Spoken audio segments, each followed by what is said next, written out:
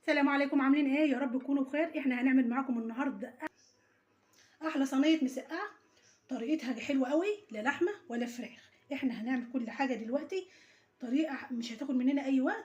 انا طبعا ما بحمرش البطاطس، انا معايا 3 بطاطسات، معايا بتنجان حمرته، معايا توم 5 فصوص توم كده، ومعايا الفلفل ده عملت فلفلتين حمرتهم قطعتهم جوليان، معايا حته بس صغيره من قرن شطه عشان اللي ما بيحبش الحاجه حراقه، معايا نص كيلو طماطم. ان شاء الله الطريقه حلوه قوي قوي اهيت. احنا هنرص البطاطس، نرصها في الصينيه. احنا معانا دلوقتي رصات البطاطس. انا ما بحبش البتنجان ان انا اقطعه تقطيعه، بحبه رقيق كده عشان بصراحه بيبقى حلو احسن ما يكون تخين اهوت. هنحط له فلفل اسمر، هنحط له كمون. احنا هنعمل الصينيه الحلوه ديت، طريقتها بتبقى جميله قوي قوي. ما احنا كده خلاص عملت يعني بطاطس وبتنجان. احنا هنعمل فلفل كده اهوت،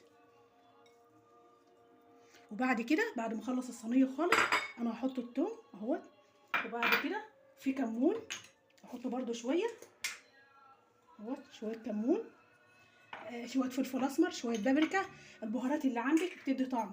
طبعا احنا مش هنحط شطه، معايا الشطه ديت اهي.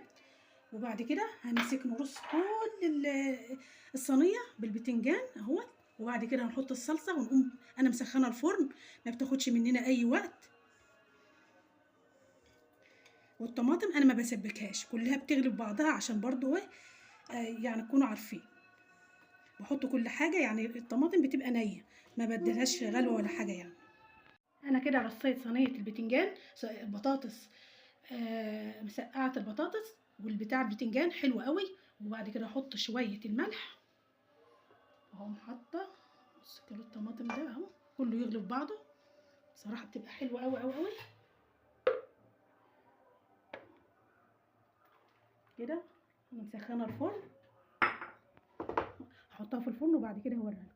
كده احنا خلصنا صينيه المسقعه. بسم الله ما شاء الله، ريحتها حلوه قوي قوي، وان شاء الله تعجبكم، ويا رب الفيديو يعجبكم.